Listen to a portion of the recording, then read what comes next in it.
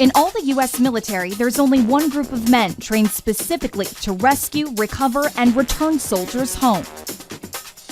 Air Force Pararescue Men. By air, land, or sea, a PJ never quits. Their motto? That others may live. Their actions prove they'll stop at nothing to save someone in need. But before an airman can become a PJ, he must first prove he can do the job. This is the indoctrination course, 9 weeks of physical and mental agony. This is why you joined the military!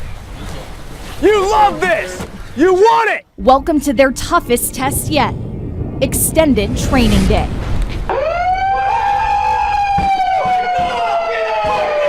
Get up! 21 hours of hell begins now. It's just after 2 a.m. What lies ahead for these airmen isn't a sprint. Extend your arms like you've been instructed, not my head. But a steady, unrelenting assault. We're gonna cut the fat today, gentlemen. We're gonna cut the fat. In reality, only 10% of all men who showed up on day one will make it to the very end. We want to graduate as many as possible, but we can only have the best of the best. So it all depends on the leadership and also the willpower that each guy has. Get on your backs, let's go! It's pitch black and 44 degrees as the students crawl down a ravine into a water ditch. Start crawling around them. There's plenty of room out there, let's go!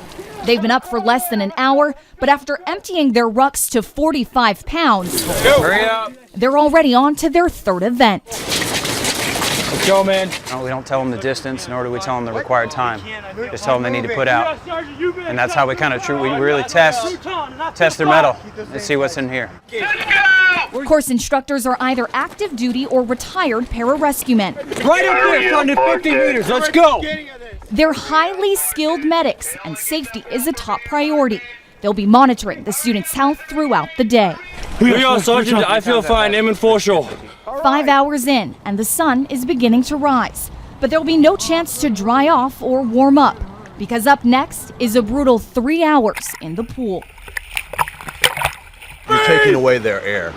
That's the thing is you can always do one more mile. You can always do one more push-up. But with this is where the water is your enemy. Every event is designed to keep the airmen alive in combat, like this buddy breathing exercise. The students are given a chance to practice sharing a single snorkel for air, but then instructors move in. These conditions mimic what PJs could encounter when rescuing a drowning victim.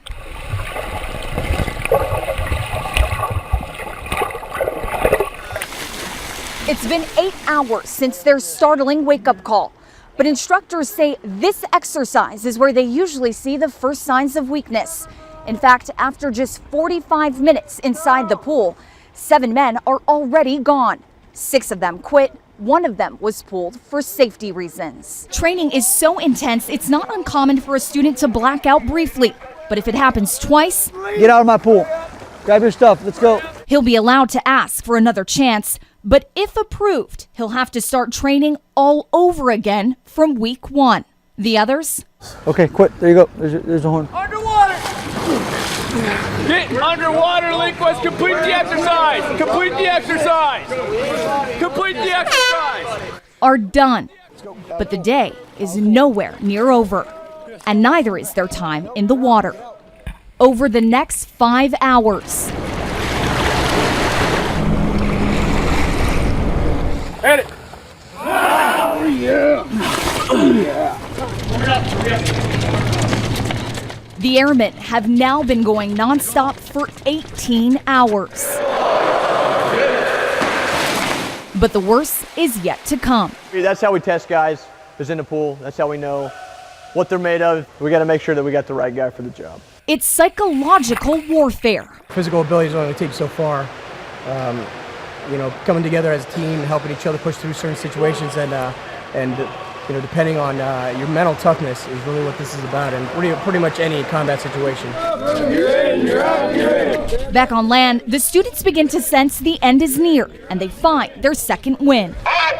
2, Sergeant! It's a trait instructors admire. If we're going in, we got to have the best. You know, we got to have guys that don't even know how to quit.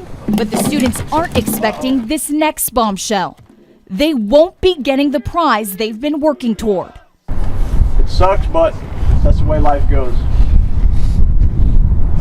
Showtime tomorrow, 0630, ready to train. 21 hours later, the trainees end their day just as it began, with more drills and more tests of their physical and mental strength, and no indication if they'll ever become a para-rescue man. Mileka Lincoln, Fox News at 9.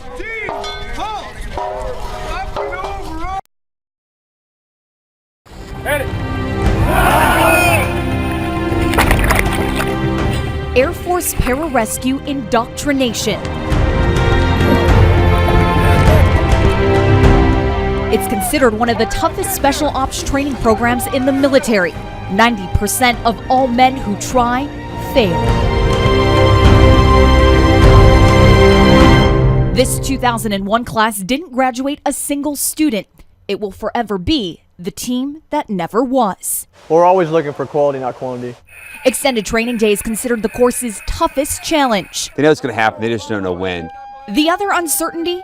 If after 21 hours of training, they'll get a simple but significant reward, the coveted blue ascot. It's kind of a badge of honor of this course, this particular course, and I don't feel that they have what it took to honor that. Nearly 48 hours later, the team proves otherwise. These ascots represent teamwork, dedication, hard work, suffering, and everything that you guys have been through. They're now one step closer to becoming PJs. They'll be saving lives, they'll be protecting their brothers, and they'll be conducting a special mission for the Air Force, something that no one else in the Department of Defense does. I think that's something that should definitely be earned more than just 22 hours of getting through it. It's a lot more than just getting through a day of hell. But it's also the only proof they survived one of the most selective training programs in the world. If you feel good about yourself, you feel like you did something you didn't think you could do, you challenge yourself mentally and physically, but at the same time, there's a lot more to do. This ascot is just the beginning of a long journey ahead for these trainees. Once they complete INDOC, they still have to go through combat dive school, Army Airborne, paramedic survival, and a free fall parachuting course. The entire process will take nearly 2 years to complete. Just that it's some of the hardest training out there. It all just starts to compound and wear on you, mentally and physically. And that's really the hardest part. Knowing the fact that I can directly save a soldier's life and bring them back home to their family, their wives, their children, that's enough for me to say, I'm going to do this. It's not just a motto, it's a way of life. I saw the look in the eyes of a man who was saved on my first mission, and when he became conscious and he looked up, he didn't have to say anything, because the look in his eyes told me that that's what it was about.